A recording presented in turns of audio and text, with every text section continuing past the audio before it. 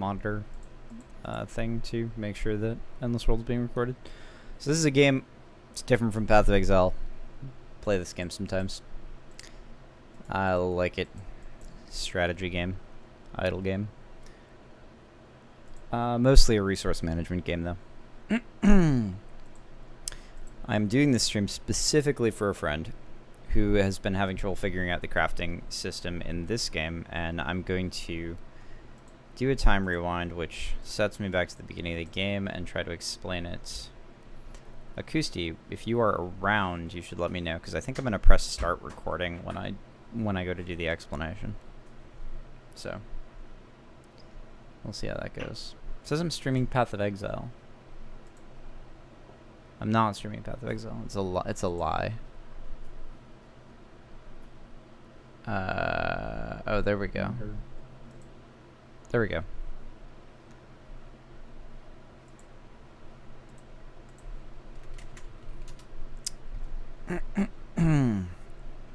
So,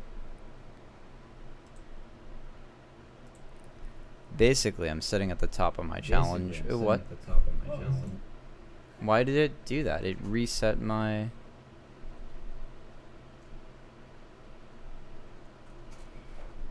I hate Twitch, man. Yeah, look, it's gonna reset it again. What? Alright. I kinda wanna wait until I find Acousti in chat, just to make sure that the explanation doesn't whiff. I suppose I could make a video out of it, and then it would be something I could link to.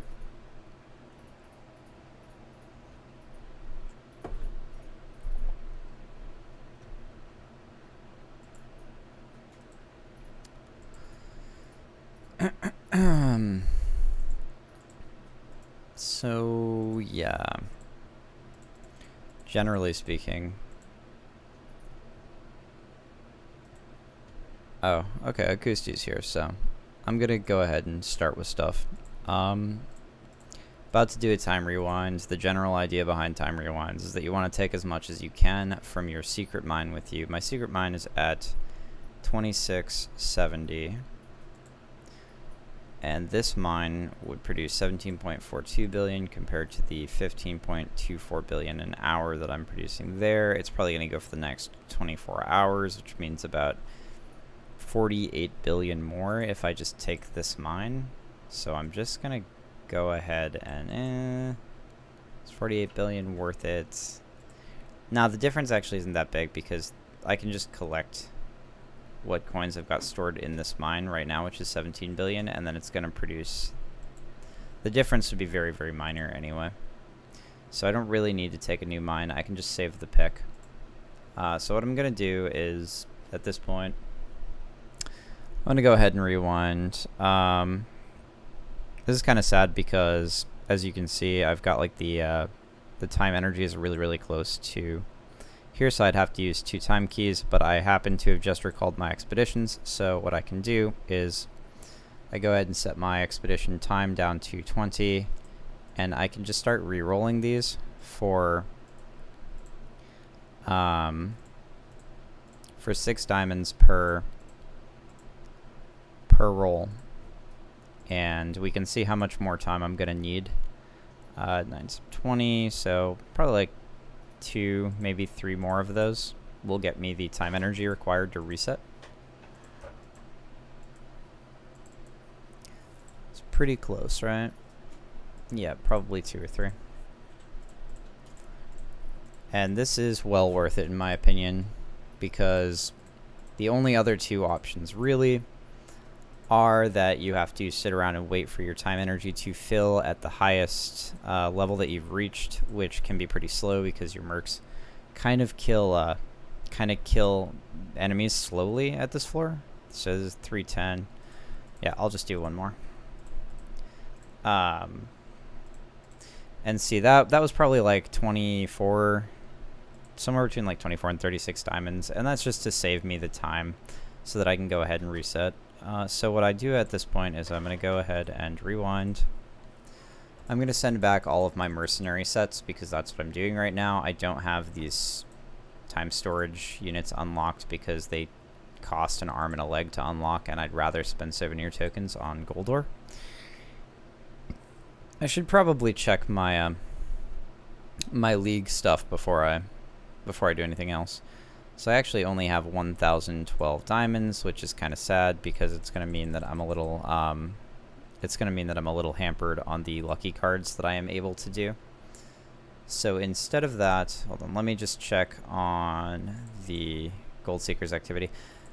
I am really, really sad right now because I wonder if these guys could actually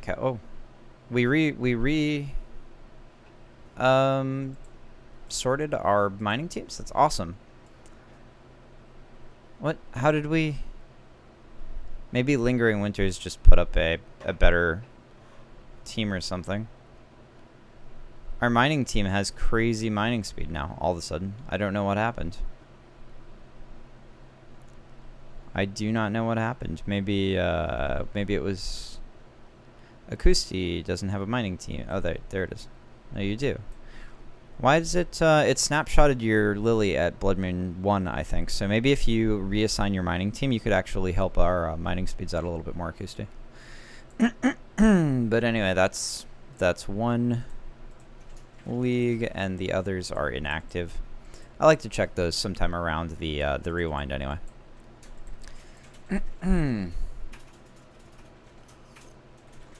Alright, so I rewound.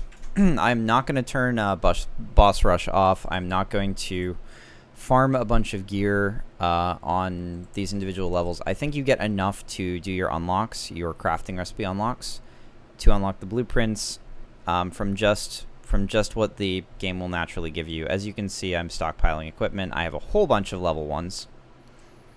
And this should be basically enough for me to work with, but because you should upgrade your dark iron ore from level 1 to like level 3 or 4, maybe even 5, depending on how many rare telly stones you can spare. And that way that you can use crafting at low levels to unlock the legendary blueprints that you need. So anyway, I wind up with a bunch of level 1 equipment like this, and that's going to be enough, and I will show you how to use that in a second. Right now, I'm going to handle my lucky cards. So this was a lucky cards that actually wasn't so lucky. This is 158 legendary shards, which does not translate to a very good pull, so I'm basically just going to continually reset this until I see something good. That looks pretty good. Yeah, this is promising. So this is 243 legendary shards. So if I bring up my calculator, we go 243. Is it? Yeah, 243 legendary shards times 16 will give me 3,888 rare rare shards worth of equivalency. And then of course I've got the 125 here times 4. So like, I don't know what that's going to be. That's like plus 500. And then the rare Andres plus 100. And then if I divide all of that by the 1160, because I rerolled a few times, diamonds that I would spend total to get all of it, it would be 3.86 shards on average. So I'm going to go ahead and pull. I'm going to go ahead and start pulling. And depending on what we pull early on, I will probably stop before I do the 500 pull, almost certainly. It depends, because basically... yeah, I do have to stop at some point, which could be problematic because the Ironheart actually heavily weights this toward the end. So if the Ironheart is the last pull, I may want to... it depends. If I pull the Ironheart in the next two... Oop, that's bad. Well, if I pull the Ironheart here, it'd be awesome. If I pull the Gorguts, it's still probably valuable. Yeah, it's the Gorguts. So it's like 90... 600 before the final pull. So what you do is you say like, okay, well it's 90 plus 13 is 103 times 16 shards is 1648 plus the 500 from the epics equals plus the 100 from Andre. This gives me 2,248 shards that I pulled. Divide that by 600 diamonds and you get 3.7 shards per diamond, which is almost as good as if I pull the iron heart, it actually brings it up.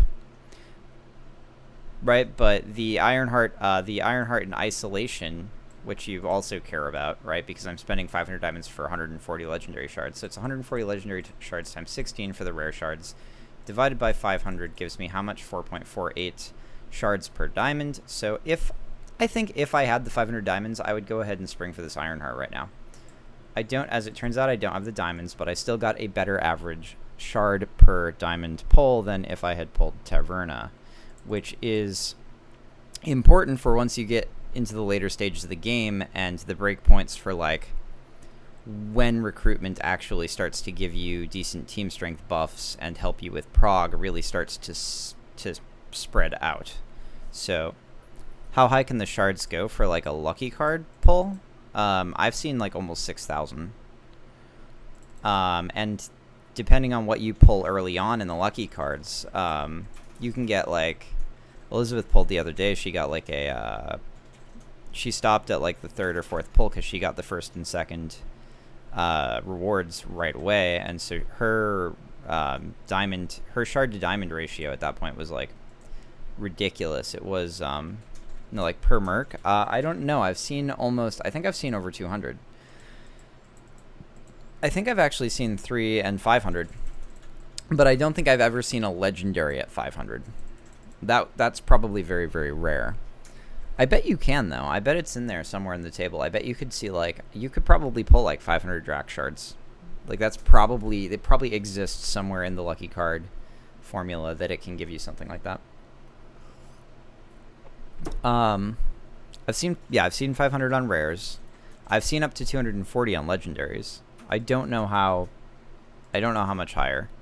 But you can get an easy like 45 or 50 shards per diamond ratio if you're smart about lucky cards and you are actually lucky.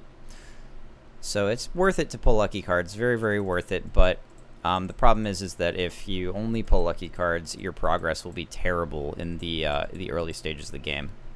I backed off of doing Taverna pulls probably sometime right around I had all Bloodmoon 4s. I stopped doing Taverna pulls and started doing only lucky cards pulls because the amount of time between a Bloodmoon 4 and a Bloodmoon 5 is ridiculous. It's just a ridiculous amount of time.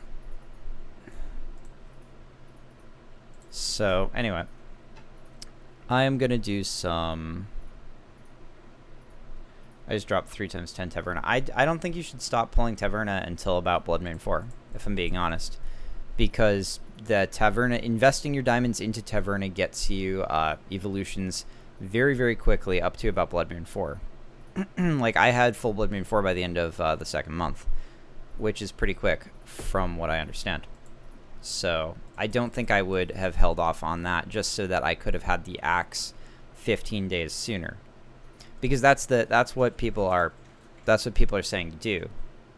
They're like, you should hold your diamonds so that you can convert them to mana crystals so that you can get artifacts faster. And I'm like, well, the artifact breakpoints only reward you when you actually get the next artifact. So I would have got my axe maybe halfway through the second month instead of halfway through the third month if I had held all of my diamonds for mana crystals, but also my prog would have been garbage. I would have hurt my prog really, really badly. I don't think it's worth it. I don't think it's worth it to have the axe earlier, like by 15 to 20 days earlier. Anyway, I am going to do the crafting thing now. So I'm going to try to explain why this is useful. First of all, if you go to achievements, down here you have dark iron rewards for equipment stuff. If you crafting a certain number of equipment, unlocking equipment variations. For our purposes, progression is what keeps me interested as well. I burn out when progress creeps to nothing. I don't mind as long as my progress relative to other people stays fairly decent. I dislike that in this game it tries to hide other people's progress from you. It should really have account ages. Like if I come over here, right, and I click on chat and I click on like DR's account here, I can see his team strength. I can see his highest level reached. I can see his highest sprint ranking and the number of times that he's rewound. I can't see how old his account is, which means that I have no idea how efficiently he's been playing. I have no idea. The game needs, if the game wants to be, you know, have a solid competitive community or whatever, or allow players to be competitive and optimize and that sort of thing. If it wants to encourage that kind of engagement with the game, they need to list account age on your profile that way, so that you can figure out how quickly people have been progressing relative to other people. Like for right now, my challenge rewards, your challenge rewards compress as you get higher and higher in the floors that you've progressed. So it compresses down to, like, as you can see, I reset at, like, what was it, 2703? Yeah, I reset at 2703. So if I come up here and I get all my challenge rewards, it's going from 2703 to 2710. It's 7 levels. I'm only going 7 levels if I progress as soon as I get all my challenge rewards. That's a little too slow for me, and I think that the resource income that I have now actually is going to give me enough team strength that I can start to prog over my challenge rewards just a little bit at a time, because I'm thinking like 15 to 20 floors a day is going to be a good amount of prog, because, you know, in a month or two that's going to put me like 1,200 floors up from where I am, and that's a good amount of prog for me. I'm happy with that. But only progressing 5 to 7 floors a day, because I'm resetting about once a day right now, is not going to be enough for me. So anyway, with regards to the crafting stuff, the one that we care about here is unlocking the equipment variations. This is really powerful early on because you can do this very quickly, and it gets you a really nice refund for the amount of investment that you get. You can actually go up dark iron if you're doing this effectively. And what you want to do is you want to make sure that your dark iron upgrade is at least at level 3, because you're going to want to use level 3 and below equipment to do this. And you're going to get plenty of equipment to do it with.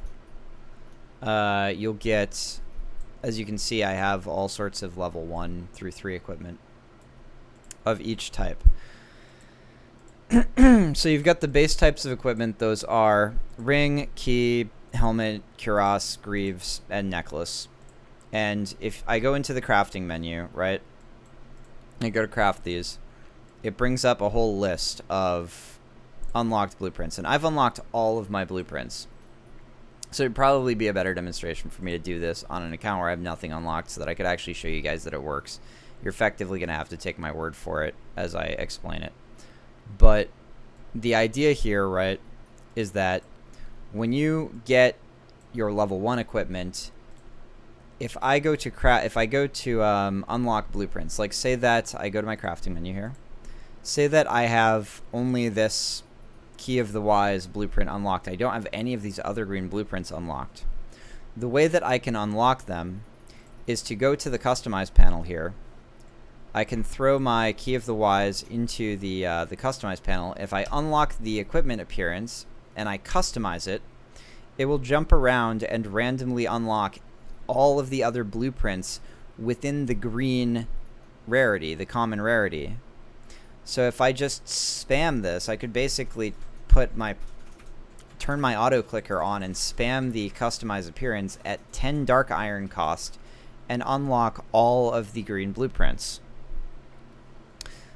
You basically, there's diminishing returns on this, right? Because you start to become less and less likely to unlock the ones that you don't have unlocked.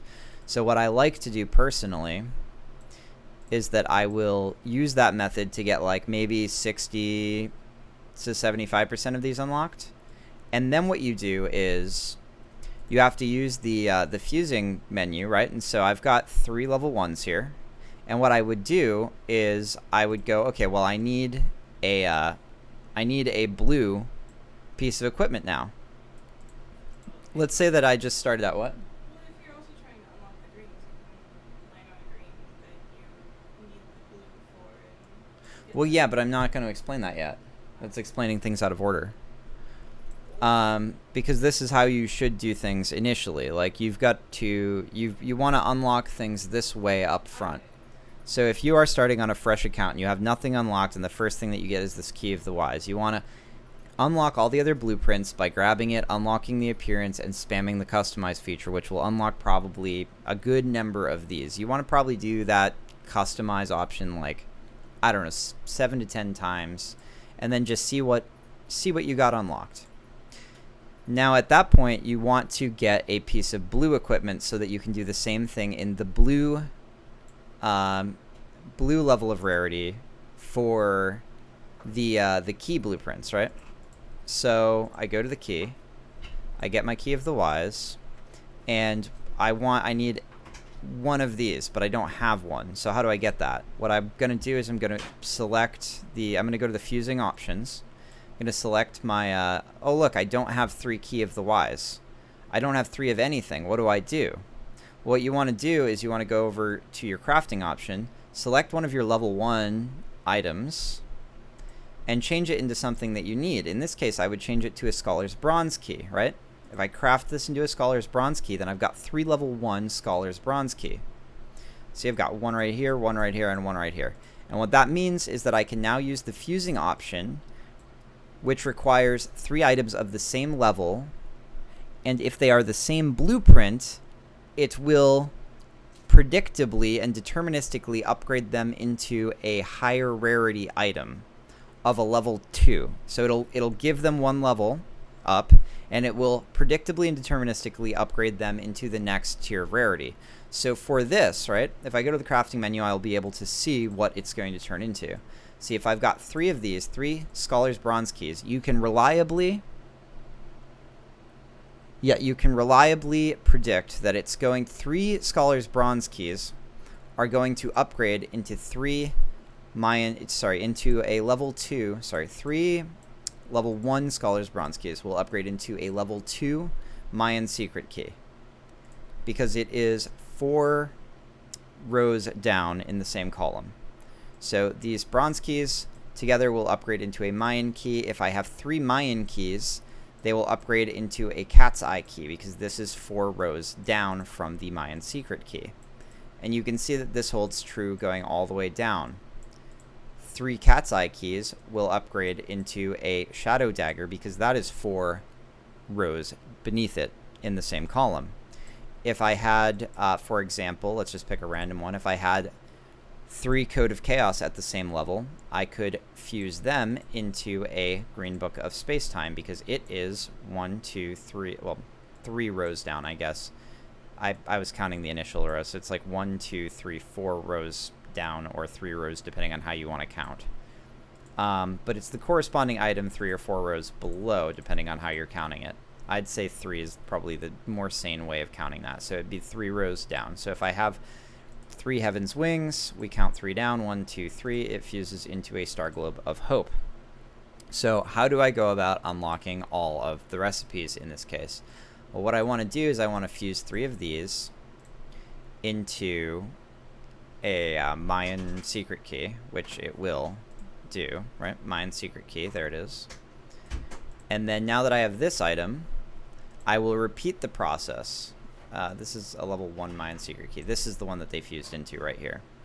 I will repeat the process effectively. I'm going to take this level 2 Mayan Secret Key, and I'm going to unlock the customization. I'm going to unlock all of the blue tier of rarity blueprints in the key base type. So spamming the customize feature there would unlock me, it would unlock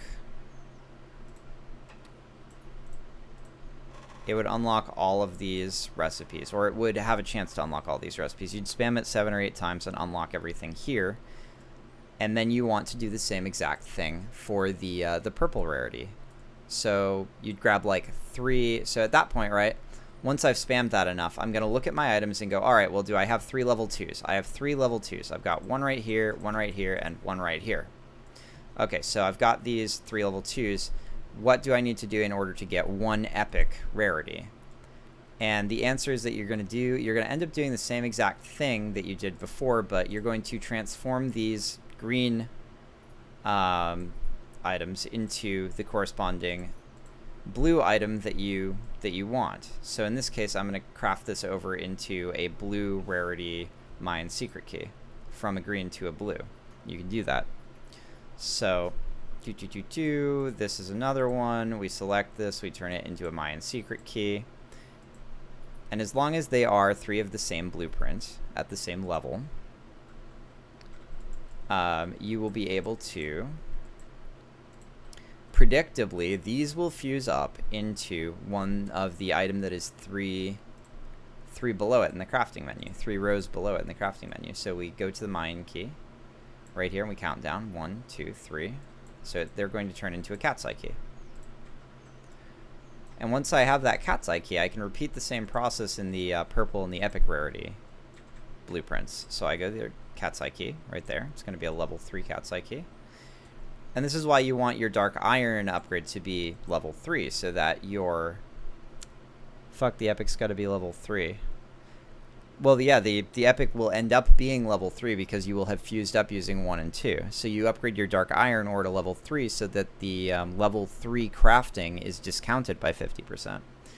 And so here's the next thing. I actually would push the dark iron ore upgrade to 4 or 5 so that you can so that you get 50% cost reduction when you're customizing your legendaries, because that's what you want to do next.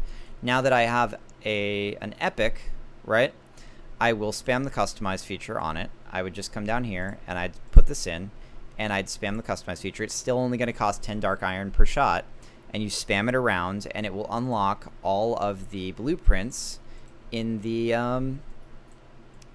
purple tier of rarity for the keys, right? And it only costs 10 iron per roll, and you just roll it 7 to 10 times and see what unlocks. It's probably going to unlock like 60 or so % of these recipes, or these blueprints. And once you've got 60 or so % of these blueprints unlocked, and the thing is that you're going to be getting achievements. You're going to be getting achievements every time that you... Hold on, I will answer that question. You're going to be getting achievements every time that you unlock a certain number of blueprints by doing this. And so when you are you got a new account, you're unlocking these blueprints really, really quickly, doing it this way and cheaply. So what you want to do is just be collecting these achievements as you're going, and you will you'll get enough dark iron back that you can just keep doing this. So, well, is that why mine weren't converting into legendary? So in order to convert something to legendary, you need to have 3 epic tier 3 epic tier blueprints. So see, I have this cat's eye key, and if I open the crafting menu, I can see that if I have 3 cat's eye keys, which are these green ones right here, I will, if I fuse them, if they're 3 and they're of the same level, so 3 cat's eye keys at level 3, I will be able to fuse them into a Shadow's Dagger. So how I can test that right now and show you is I can go down here. I've got this level 3, and I have a bunch of other level 3 items that are green. And so what I want to do is I want to craft these green items. In this case, it is a Sage's Secret Key. I want to craft this into a Cat's Eye Key. It's going to cost a fair amount of dark iron to do this. Oh, I have to dismantle some. Oh, that's a bummer. This is actually going to start to become a pain, because I'm getting items every time I'm killing a boss, and it's going to be filling up my inventory, and it's going to try to get in my way. So anyway, I want a level 3 item. I wish that it would stop snapping me to the top of this menu. It's really annoying. So anyway, I want to transform the Sage's Key into a Cat's Eye Key, right like that. Craft it. I see it says I can't craft more. Oh, that's such a bummer. Huh? I guess I could stop auto-bossing for the time being, and then I can just dismantle a bunch of these.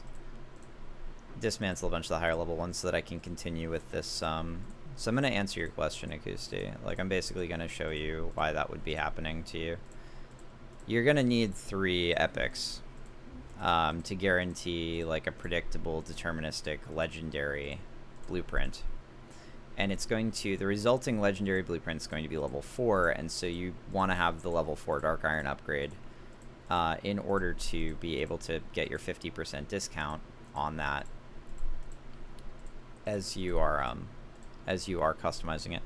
So it's going to happen, right? If we go over to our keys, and I come down here, and I've got another level 3 Sage's Secret key, so I'm going to put this here.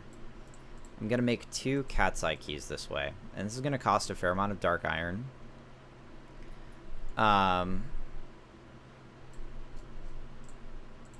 To do this, but it's okay because you only really have to do this once per base type, and by base type I mean like a key versus a ring versus a cuirass.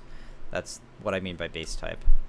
So this Cat's Eye key is a blueprint, but they're all keys. All of these are keys. That would be the base type.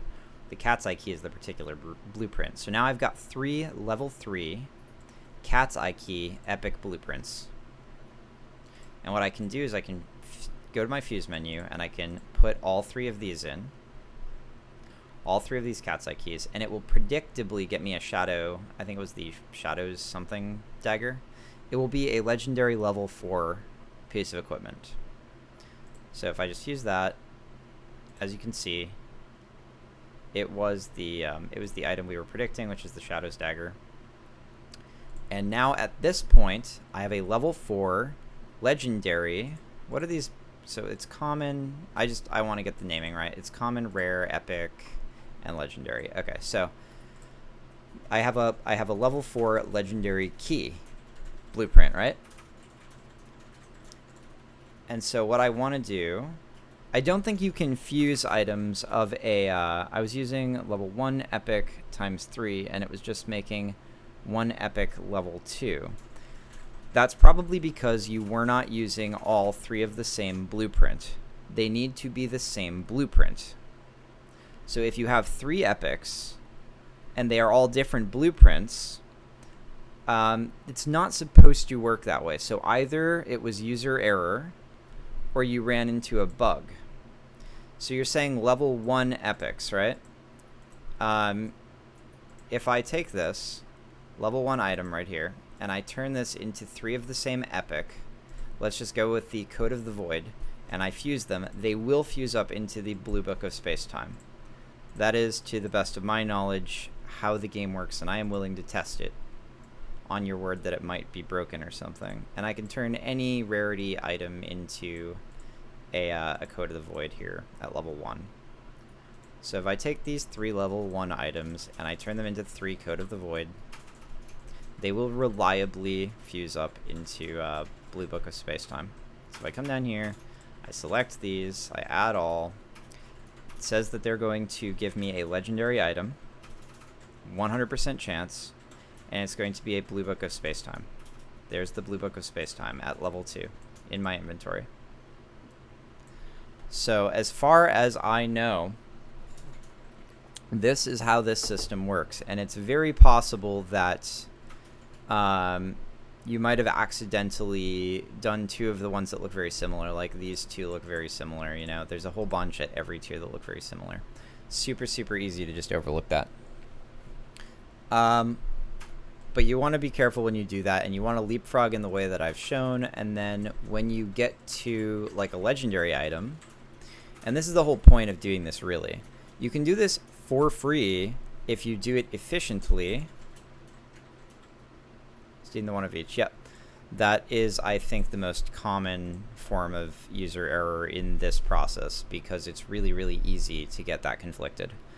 I thought you needed like one of each boot, not one of the same boot. Yes, you need the same blueprints, 3 of them, 3 of the same blueprints, and it predictably fuses into the one of 3 rows beneath the blueprint that you're using. That's really, really important, because as you get closer and closer to filling out all of your crafting blueprints, right? So you've got the common blueprints here, the rare blueprints here, the epic blueprints, and the legendary blueprint. As you get closer and closer to filling these out, you're going to notice that you've got little holes. Like this blueprint right here is a pain in the butt, because there's no way for me to to deliberately craft this up, right? I can't unlock this in any deterministic way. I actually have to spam unlock, or I have to find the item on its own.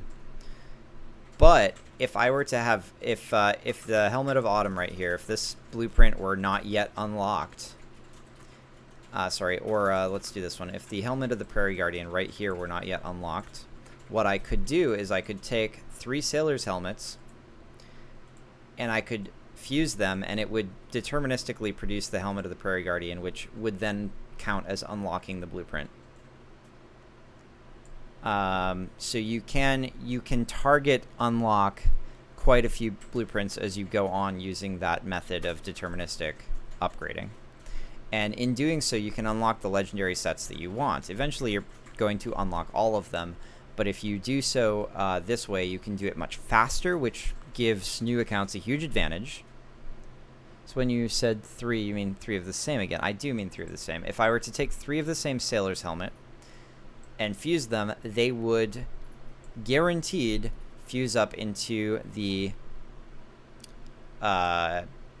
rare blueprint from 3 rows down. So if I go to the Sailor's Helmet, we count down 1, 2, 3.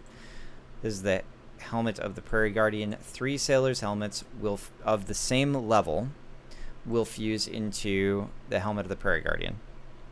And that would unlock the blueprint, the Helmet of the Prairie Guardian blueprint, if I didn't have it unlocked already. I wanted 1 of each color. No, no, no. It wants 3 of the same blueprint. The whole system is actually super opaque. For instance, there's no reason for me to believe as a new player that it will 3 of these will fuse up into something of 3 rows below. There's no reason. I just had to do research and understand the guide when I first got into the game in order to figure that out. And I had no idea that I could just unlock a bunch of blueprints by spamming customize either. Like, for instance, I'm willing to bet that I can unlock that last blueprint by just doing this for long enough. As you will notice, actually, there's something interesting about this. There's another interesting thing that I haven't mentioned. So I'll just spam this for a second with a fast clicker to see if I can get it unlocked. I haven't seen any of the sailor cap type helmets. So if I feel like this is worth mentioning. The blueprints are more and less rare as they show up left to right, bottom to top. So the most common helmet is the novice helmet. And then they get more and more rare as you would read left to right, top to bottom. So this Voyager helmet is much less likely to roll if I'm just spamming customize than the novice helmet. And you can see that if I go back to the customize screen and I throw in one of these helmets and I unlock it and I start spamming, you'll see that it's certain kinds of the helmet bases show up way more frequently than others, right? Like you see a lot of the Roman type helmet, you see a lot of the circlet. You don't see so many of the caps and whatnot. So I think I got it, actually. I think I got the final blueprint unlocked. Now, it looks like I'm wasting a bunch of dark iron. Yeah, I got it. So that's one of the final remaining unlocks for me. I could actually go ahead and search for the remaining unlocks if I wanted to, and just unlock them on stream real quick. Elizabeth's got to do a video call pretty soon with her dad, though. So I want to wrap this up pretty quickly. I hope that explanation helps. See, here's another one where, okay, so this is a good example. So I've got these 2 epic recipes that I want to unlock, and I don't have them unlocked yet, right? I can't use this one, the Cuirass of the Prairie Guardian. So I have to go up to the Sailor's Cuirass. If I take 3 of the Sailor's Cuirass right here, right, at level 1. Oh, do I have 3 level 1 items? I do. So if I take 3 of the Sailor's Cuirass, right, then I can unlock the blue Prairie Guardian Cuirass recipe. Blueprint, rather. And then having the... See, so these will fuse up. These three will fuse up into the Prairie Guardian. That's a new blueprint that I have now. This is the Cuirass of the Prairie Guardian. And then if I take level 2 items, I actually don't have 3... I don't have 3 level 2 cuirasses. That's annoying, but not a problem. Because what I can do is I can use level 3s. I can take the level 3 warrior cross that I have here, turn it into a Prairie Guardian blueprint. I can take the level 3 Hercule cuirass and turn it into a Prairie Guardian. And then I can take another level 3 green, right here, Guardian cuirass, and I can turn it into a Prairie Guardian. Cuirass of the Prairie Guardian. And then now that I have 3 Cuirass of the Prairie Guardian, I can reliably fuse them up into the one purple blueprint here, the Royal Cuirass that I am missing. Thereby working towards the having the complete set of unlocks, right? So I add. Oh yeah, that's the level 2 one that I had. So if I take the level 3, I add them. I've got the 3 Cuirass of the Prairie Guardian. I fuse them up. Boom. Now I have unlocked. The Royal Cuirass. So I also still need this Ancestral Cuirass, right? So that Ancestral Cuirass, though, I already have the Hagoromo. Is that how that's? I don't know. The Hagoromo Cuirass. So I have the Hagoromo Cuirass unlocked as a blueprint. And so I can make 3 of them in order to unlock an Ancestral Cuirass. I just need to make sure that I have 3 equipment at the same level. So I've got 3 level 4 equipments right here. So I will use the blue one because it's going to cost me less dark iron to turn a a rare blueprint into an epic blueprint than to turn a common blueprint into an epic blueprint. The dark iron cost goes up, so you want to use any of the higher rarity blueprints that you have available if you want to save dark iron and be more efficient. So anyway, we want to do the Hagimiro Cuirass. It's only cost 60, you can see that. And then I want to take the common cuirasses that I have here and make Hagimiro cuirasses out of them. See, that cost 90 rather than 60 because I was going from a common blueprint to a rare blueprint. So you go Hagimiro cuirass again. I've got 3 of these now, and if I fuse them up, I will unlock the last epic blueprint that I did not have. Boom. Right there. Ancestral Cuirass. Now I have completed my epic Cuirass blueprints, but right now I need 2 more Royal Cuirass to unlock the Cuirass of Astrology. Since I have the Royal Cuirass blueprint now, I can do this at a lower level to save myself some dark iron. I don't have enough of all the same. Actually, I do. I have level 1s that I can do this with. So I could turn these 3 level 1 common cuirasses for 240 each. Going from common to epic is more expensive.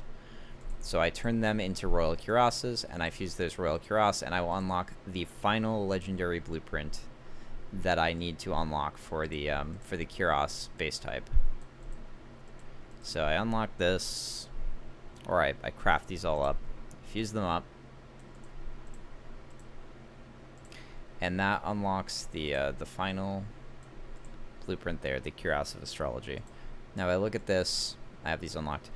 Now that's how I would do it for the final few remaining cuirasses, right? Like once but in order to unlock the achievements quickly and unlock these blueprints efficiently and for the least amount of dark iron, the thing you want to do up front is to fuse up so that you've got 1 legendary blueprint unlocked, and then spam customize on that for 10 dark iron to unlock 5 or 6, maybe 7 more of the legendary blueprints. And then you only want to do this targeted unlocking once you've only got 4 or 5 remaining blueprints in that legendary blueprint tier of the base type that you're trying to get all of the blueprints unlocked for. The customize unlock is much more efficient early on, and you can do this so efficiently that you can get every single you can get like, I don't know, 20,000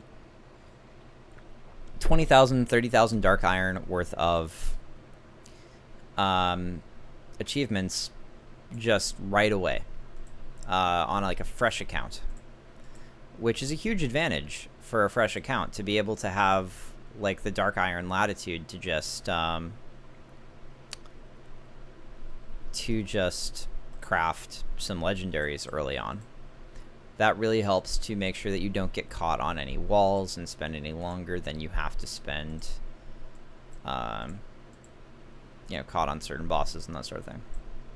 So I just want to keep doing this.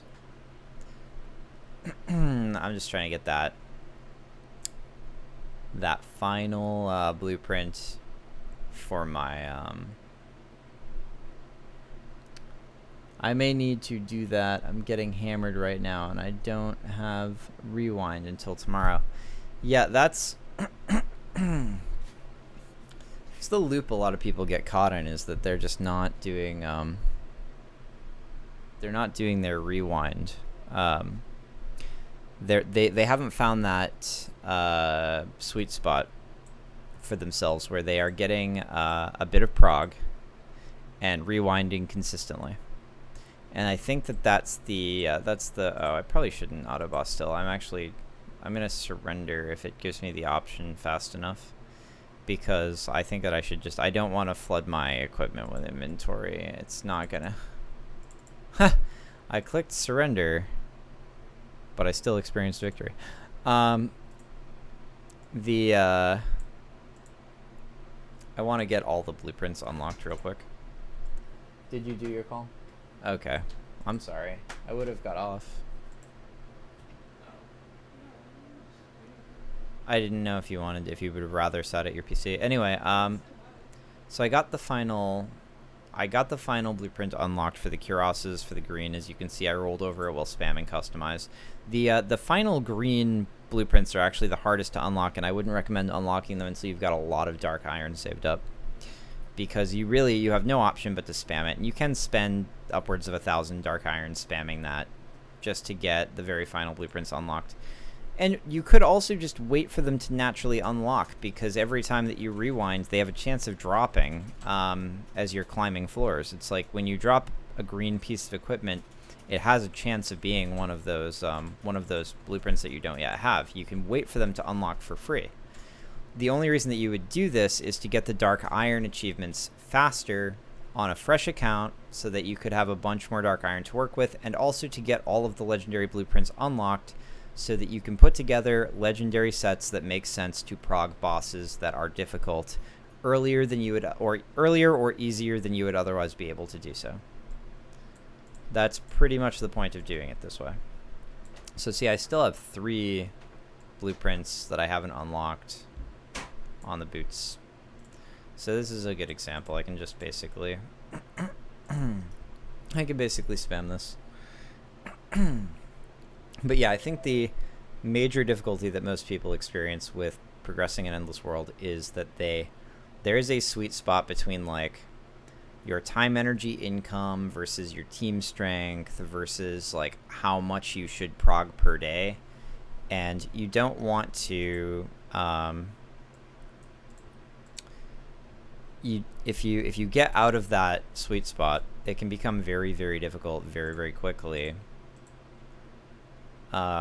because all of a sudden you're not able to rewind when you want to rewind. Like, you're up at your HLR, you can't prog, you're getting very little time energy because the mobs are super, super difficult, and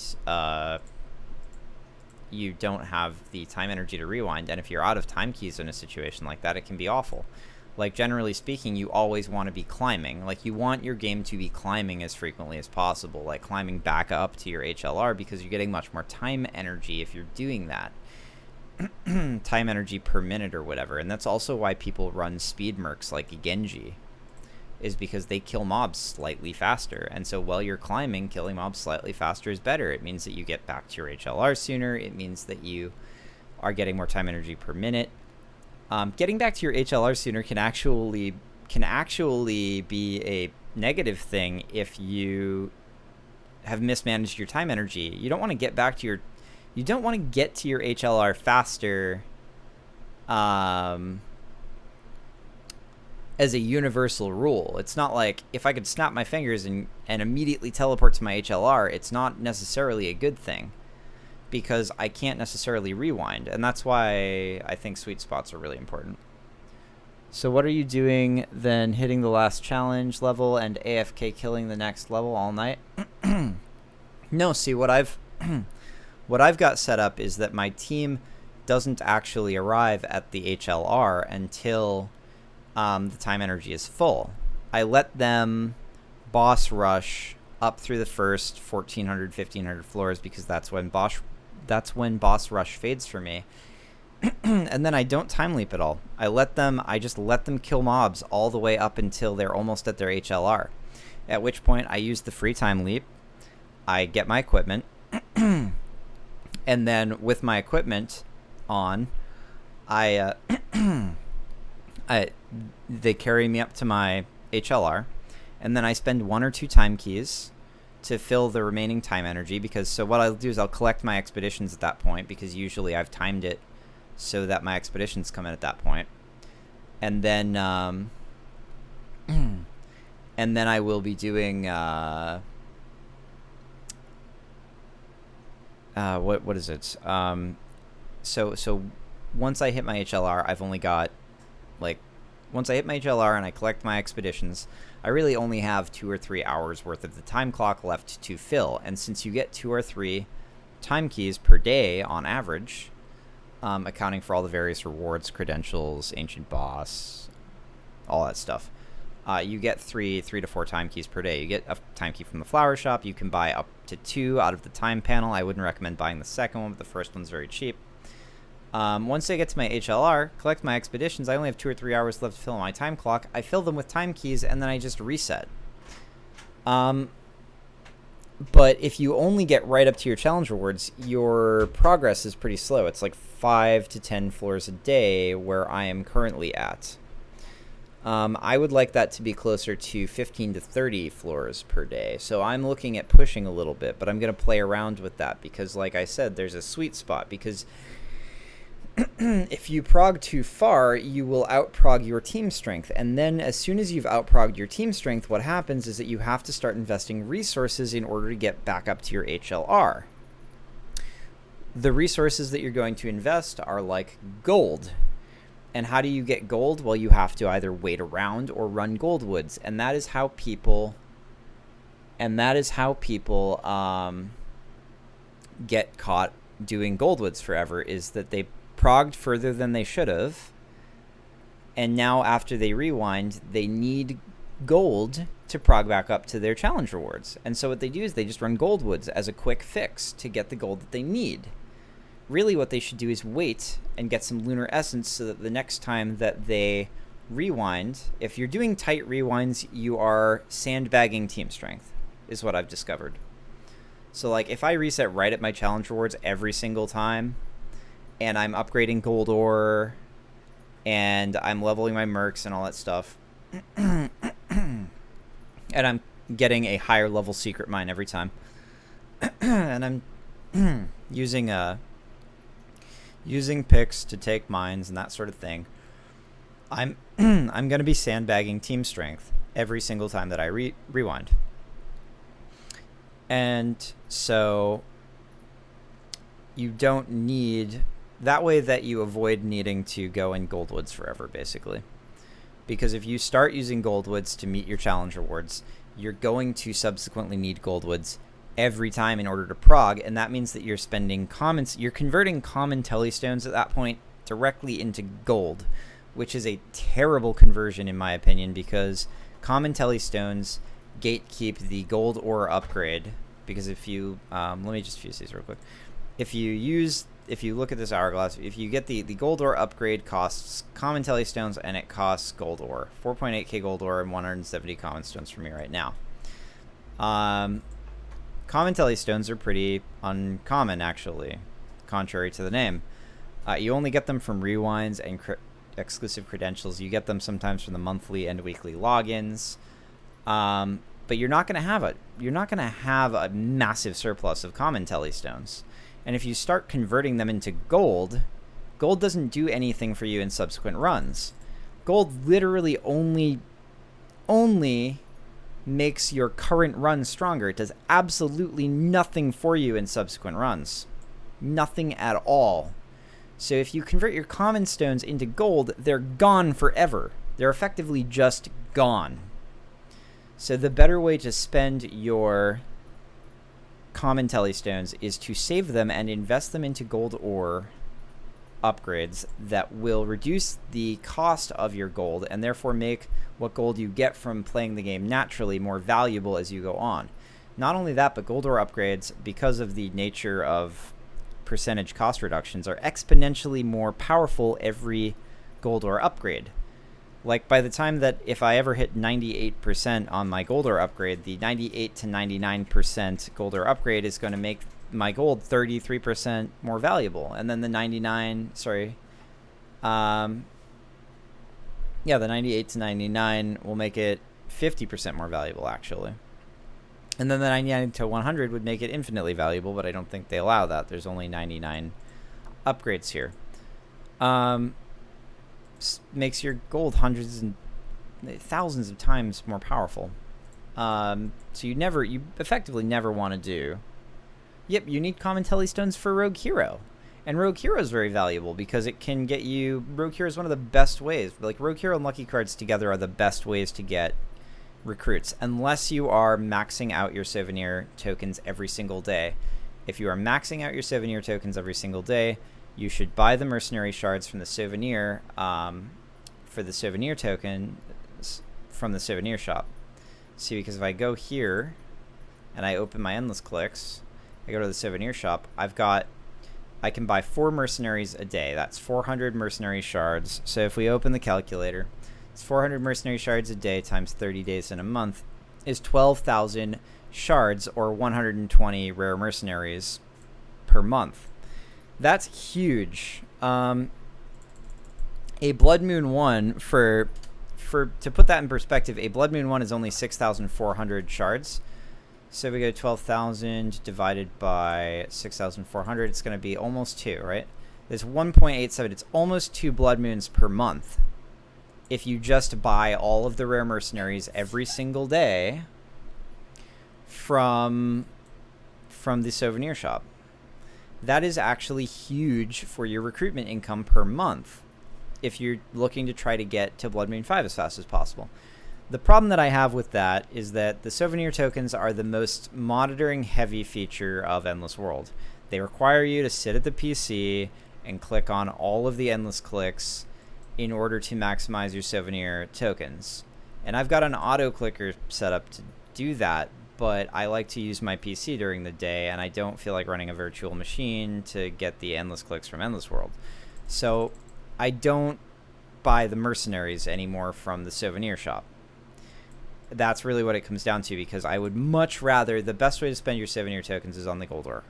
You can get 1,000 gold ore a day for 2,000 souvenir tokens, and you should buy it every single day. If you're not buying it, you're shooting yourself in the foot. Your progress will be much slower than if you were to buy it. You should buy it every day. And you get enough, eventually, if you're playing the game intelligently, you are strong enough to get enough souvenir tokens from Tower of Time to essentially carry those gold ore purchases forever. You will not really need to do endless clicks if your team strength is good and you're doing Tower of Time. I think I got something like 35,000 souvenir tokens the last time that I pushed Tower of Time, which is going to hold my gold ore purchases for like a month. So... but yeah, it is very important to get the rare mercenary shards from the souvenir shop if you are interested in evolving to Blood Moon 5 as fast as possible. It's worth almost 2 Blood Moons per month to do that. The only other way to get blood moons like that is if you are paying, if you're like a premium account and you have the exclusive credentials and you max out the credential rewards. This month I will get the wings of adventure. You need the tail active, which is another premium account feature, and you need to be playing pretty actively, and you get the wings of adventure every month, and you can exchange the wings of adventure for a blood moon mercenary of a rare quality blood moon mercenary.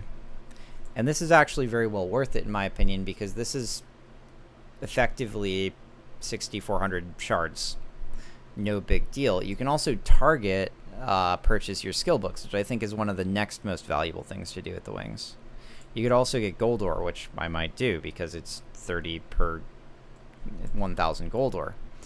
Common telestones as well. It's very valuable resources in there for the conversion. The tail the werewolf, exclusive creds, and permanent card are the best dollar for dollar purchases by far, and they constitute effectively a $30 base purchase of a game and a $5 a month subscription. It is not that expensive. If you're enjoying the shit out of Endless World, you should definitely support them by making those 3 purchases. Every other purchase is significantly less valuable for your money. How many levels you think? How many levels what?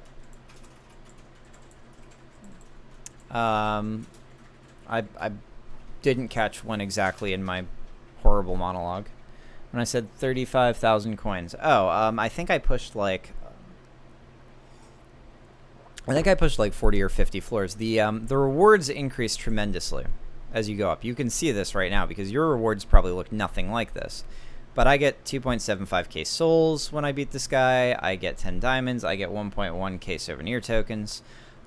This is a diamond floor, so it's like every so often you get a diamond floor. How many floors? It's once every like 6. Once every 6 floors you hit a diamond floor. You won't get this. It's a normal floor for me is like 300 souvenir tokens, but once every 6 floors you get a diamond floor, and it gives you more souvenir tokens and all that. So it's not quite this, but I will be getting more than you're getting, Akusti, because I'm higher up in Tower of Time. The rewards do scale slowly, but they scale. So it's very worth it to keep trying to push Tower of Time. It's not worth it to blow a bunch of resources on one run and push it a lot. But yeah, I pushed like 30 or 40 floors. I only do Tower of Time every once in a while. Like at the end of a sprint, I'll do Tower of Time when my team strength is as high as it has been in a while. Because you don't usually need the steady trickle of souvenir tokens. You only need those every once in a while. And it takes quite a long time to do Tower of Time encounters. They're designed so that your mercenaries can't just burst them down really quickly. I don't think it's worth it to do it at the end of every run. There are a lot of veteran players that will tell new players right away. They're like, yeah, do Tower of Time at the end of every run.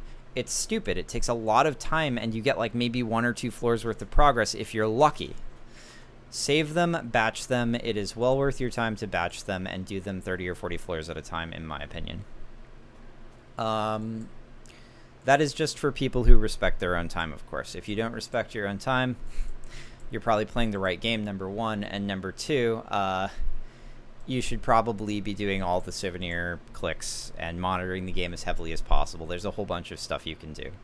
So anyway, there's one thing that I wanted to show because I collected all my explorations for the day.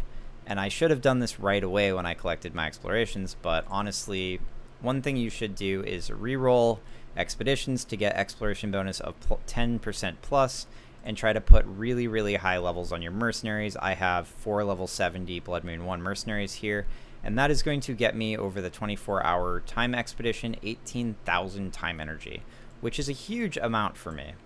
That is not trivial. So see here, I only have the exploration time minus 5%. I don't care about that. I want to send them out on a 24-hour expedition, so I'm going to re-roll using the 20-minute time expedition. I'm going to complete it immediately for 6 diamonds. I'm just going to keep doing this and getting 334 time energy. Sometimes there's a glitch there where it says it's going to charge you 400 diamonds or whatever, but it's not. It's only charging you 6 diamonds. That is just a user interface glitch. So here's another 10% bonus. This D-Dum is only level 60, so as you can see, that makes quite a difference. I'm going to be getting 17.84k instead of the 18.22, so that's like, what, a difference of 500 time energy or something like that. So having a higher level Merc makes a big difference, honestly.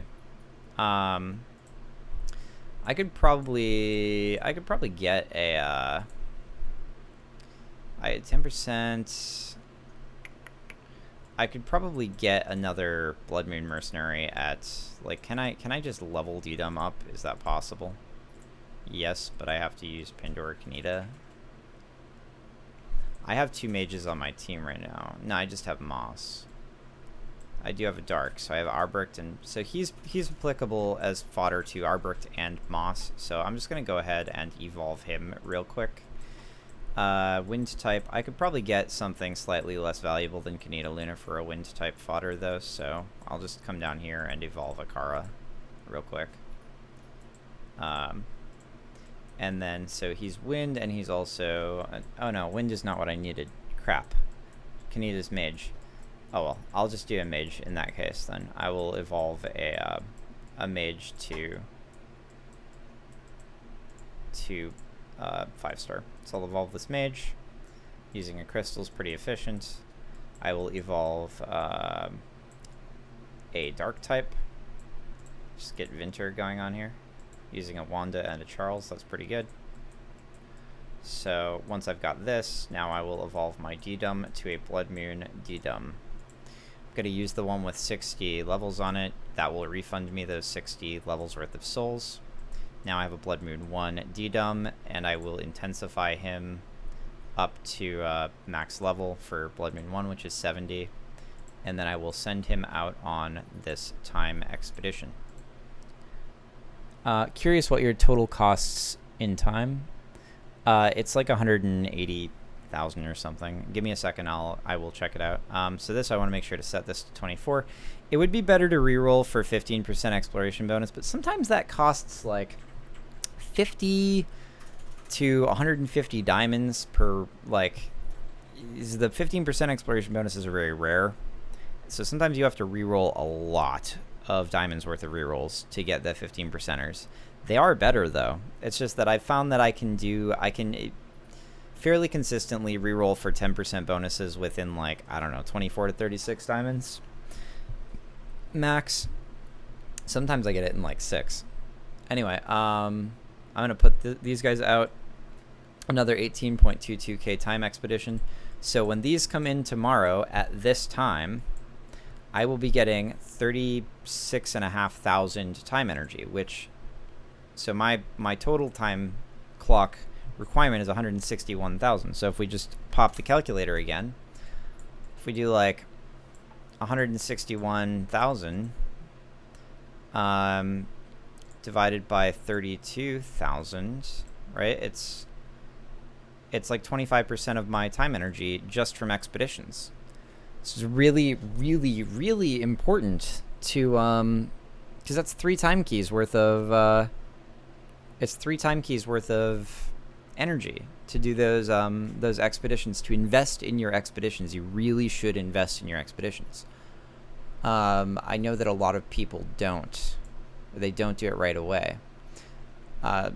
So 3 time keys worth of expeditions right now is 32,000. It's my expeditions are actually catching up with the value of my time key. So each of those time expeditions is worth 150 diamonds, because that's what a time key costs you every day. Your first time key costs you 150 diamonds. So those expeditions, now that they fill up a little bit more than a 12th of my time clock, they fill up like 1.5 12ths of my time clock, so like 1/8 of my time clock or something like that. Those expeditions are now worth more than 150 diamonds a day to me, which is why I reroll them, and it's why I bother to spend the souls there and that sort of thing. So you're getting about 10%. Yeah, something like that. Something like 12.5% of my time energy. Skip the first 2 days so I didn't burn myself on evolve fodder. That's fair enough. I barely need to evolve anymore because I'm working on Blood Moon 5s at this point, which just takes an absolutely 600 diamonds. Nice. So my lucky cards. My lucky cards is still available, so I'm gonna go ahead and get this Ironheart for 500 diamonds now, because it's just a good diamond to shard ratio. 140 Ironheart. We did the math on that. It was like 4.2 shards per diamond. Which is almost double the value of Taverna, for the record. Taverna gets you something like 2.2 or 2.3 on average. I actually need to redo the math for that, because if Ancient Mercenaries, when the new patch goes off, if Ancient Mercenaries come default at Blood Moon 1, then that changes the Taverna recipe, and I have to add 320 shards on average. Because it's 1 every 200 that you'll get an ancient. 1 every 200 Taverna pulls, you get an ancient merc, which adds, because you do like 6,400 divided by 2, and it's something like 320 shards on average more per Taverna, which puts Taverna up at like 2.6 or 2.7 shards per diamond on average, which still isn't nearly as good as lucky cards. It's just, it really isn't. The raw diamond deficiency lucky cards wins every time. I just hate it when all the veteran player base refuses to prescribe Taverna to early players, because you're killing every single other one of your resource management problems. You're just doing things super inefficiently if you don't pull Taverna for a while. Yeah, early on it's just so bad to restrict yourself to lucky cards only. It's so bad, and you get refunds through things like, so like if you do Taverna pulls, right, you necessarily are getting more rare mercenaries, which means that you necessarily, by the numbers, are evolving more frequently. And there are achievements like the diamond one that I just got for evolving mercenaries, and you get those refunds very, very frequently. The achievements for evolving more frequently will give you diamonds as rewards to refund you for opting into Taverna early on. It's not as bad as people think that it is. It doesn't hurt you to do it early on. It helps you a lot. You need to do it to get your blood moons quickly, or you're just going to get walled and not be able to progress and be sad. So anyway, that's my rant on Taverna versus lucky cards. Lucky cards is almost always better beyond a certain point, but early game you should absolutely pull Taverna to your heart's content. With the caveat that you should probably hold enough diamonds to pull all of lucky cards if you get a really, really good lucky cards. Very rarely do I pull the last pull of lucky cards like that. That was a pretty bad lucky cards to get to like the last pull with, and then the 140 Gorguts was very, very worth it in the end. So I typically wouldn't do the 500 diamond pull on most of the lucky cards that I found so far. The last one's just not worth it. It has to be a really high number of legendary shards to be worth it. Anyway, I collect all of my stats. I'll switch to the fire weapon because that is somewhat faster. I'm going to put my stats in. I've got my one key sorted out so that I can just kind of do this, because I don't like spending a whole lot of time on this. I think I can get up to the one past 720. Oh, nope, I ran out of gold. What do you know? That's a bummer. I like to see those nice even numbers. So doing these guide quests is actually really, really important, for the record. For anybody that happens to be monitoring this game, you want to do these guide quests as often as possible, because they spit out the really, really valuable resources. It's a good number of souls, actually, for early on in the game. 500 souls, a lot of souls. Diamonds are important. Gold ore is important. It gives you wraithstones sometimes. It gives you dark iron for your dark iron upgrades. Yo, Matias, what's going on?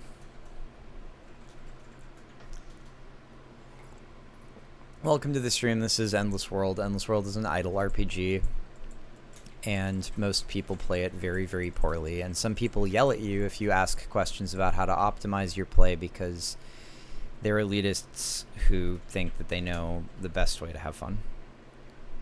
Where can I find like a tutorial guide? I basically just did one, and actually my girlfriend and I are planning on doing a video for YouTube that's just like a fresh free-to-play account and just walking through the first part of the day, because because the game is actually so complicated. It's not, it doesn't look complicated up front, but there's a lot of mechanics. You need to make one, yeah. That's what I'm saying, is we should do that video walkthrough pretty soon. You can add people out of chat who are willing to help you. If you have any questions, I can answer them right now, but I was planning on closing the stream pretty soon. So if you have questions that are specific, you can fire them off. The favorite question that I'll head off that everybody asks is, what is the best mercenary? And the best mercenary is the one that you like, probably, except with a couple of caveats. Number one, there is the arena feature that you probably haven't unlocked yet if you just started playing an hour ago. So this arena feature, give me a sec, guys.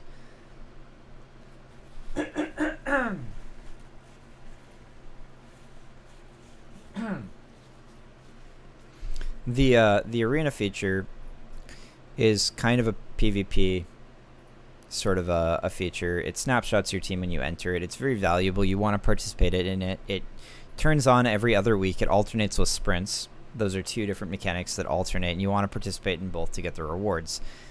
Arena, though, bans mercenaries sometimes, and it bans them based on popularity, which is really stupid in my opinion. I don't like the way that these bans work. But anyway, the same couple of mercenaries are banned all of the time because the same couple of mercenaries are really, really popular for PvP. So you want to avoid mercenaries that are going to be banned in Arena if you're a new player, because you really benefit heavily from milking the Arena advantages, or the income that you get, the resources that you get from doing well in Arena early on. So you want to avoid Draculus, you want to avoid Cassandra, you want to avoid Sherry, you want to avoid Gorguts, Kanita Luna, Pandora for sure. Genji has been being banned recently. Eva's still banned for some reason. I don't understand it. She's not as good as she used to be apparently, but she's still popular because nobody pays attention to the patch notes. So those are the mercs you want to, avoid are the ones that are going to be banned in Arena. Otherwise, what mercenaries you should use is really down to you should assemble a lineup that works well together, and that comes down to knowing what is good, what works well together, being able to spot out synergies, and you could write a college dissertation on how to spot out synergies in video games. Really, it just comes down to looking at the mercenaries' skills and thinking really hard about, well, do they work well together? You want to create a lineup that's synergetic. The one other prescription that I can make with regards to how to handle your lineup is you want to avoid elemental and job overlap. You've probably noticed that there are elements and there are jobs in the game. You don't want to have 2 or 3 warriors. You don't want to have 3 or 4 wind types. And the reason for that is they are going to require mercenaries of the same job or the same element to as fodder for evolution. And you don't want to have that overlap because it will make evolution, they will compete for evolution fodder, and it will make your evolutions very, very inefficient. The gacha system, if you have a team that's all fighters, say that you put 4 of Burke on a team, right? And that's just your mercenary lineup is just 4 Burks. You've got 4 fire type fighters. They are all going to require fighters and fire for the thanks to the crafting explanation. All right, man, I'll talk to you in game. I'll probably close out the stream pretty soon. You don't want to have 4 fire type fighters because or warriors, because they are going to compete for all the same fodder. They all require warrior fodder. They all require fire fodder. And if the game throws a water assassin at you, then you've got a useless piece of evolution there. That mercenary has to be swapped in order to be useful to you for evolving your team. And swapping is very, very expensive. Hero tokens, which are the resource that you need to swap mercenaries, can get you Wraithstone upgrades, which are great long-term powerful upgrades. Eventually you'll have master badges to direct swap, and that's the way that I recommend direct swapping at higher levels, but it's still going to be expensive hero token wise. Effectively, you should diversify your lineup so that you have very few element and very little element and job overlap, so that you can use as much of what the game gives you as possible. You don't want to let the gacha engine screw you. Anyway, that's my diatribe on stuff that I see all the time. If you're new to the game, don't let any of the veteran players tell you not to pull Taverna. You can use Taverna as a new player, and you should use it. You will get refunds from the achievements. It is not nearly as inefficient as people say that it is early on. Eventually, once you hit Blood Moon 3 and Blood Moon 4 Mercenaries, you will want to lean more heavily on Lucky Cards than Taverna, because Lucky Cards is significantly more efficient in terms of raw diamond expense than Taverna. But for now, as a new player, you need to use Taverna. Don't let veteran players tell you that you don't. They don't know what they're talking about. All right. Anyway, that was my Endless World spiel. I hope that you enjoy the game, man. I will probably be on streaming later. I'll probably be playing Path of Exile, though. I hope that this was useful to some people. If it saves this video, if it archives this video, maybe I will put it, maybe I'll edit it and put it up on YouTube. Right now it does look like it's archiving my VODs, so maybe I'll do that. Maybe I'll just clip it down to the crafting. Maybe I'll upload the whole video. I don't know. My girlfriend and I will do a strictly beginner's guide walkthrough video on YouTube at some point, and that'll help. Hopefully, we'll try to make that searchable. I'll put some back into getting the search engine optimization done for that and keywords and all that. All right. Thank you for listening. Messaging global or join up with the Endless World Discord to find us, Matias. Endless World has a Discord. It's the most active part of the community, and they give away free gifts, CD keys. So it's worth it to be in that group. You can always follow, and I'll be happy to answer Endless World questions even if I'm streaming a different game. So yeah, I'll link you to their Discord channel. All right, I'm going to close out the stream. I'll link you to their Discord channel in the chat in just a second. Bye, guys.